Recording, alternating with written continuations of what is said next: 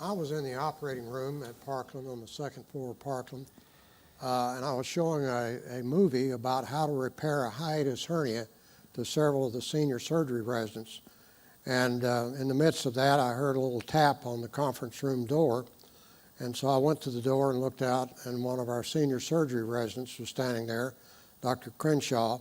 And he said, Dr. Mack, would you step outside? I needed to tell you something. And so I went in, shut off the projector, and stepped back outside. And he said they've just called from the emergency room and said they're bringing President Kennedy in from his motorcade downtown where he's been shot. And they want all the surgery faculty to come down to the emergency room immediately.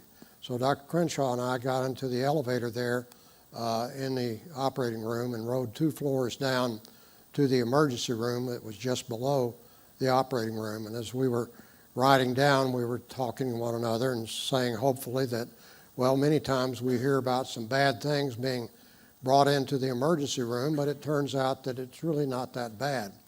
With that, the door to the elevator came open, opened out into the emergency room, and I saw immediately a huge crowd of people, shoulder to shoulder, men in business suits standing there in the emergency room, filling it up.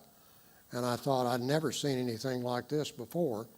And just as I stood there and took that in, the crowd spontaneously parted and made a little corridor down to the emergency operating rooms just off of the central part of the emergency room.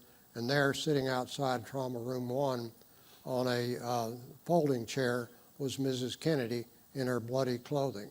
So I knew immediately then that this was just what they said it was.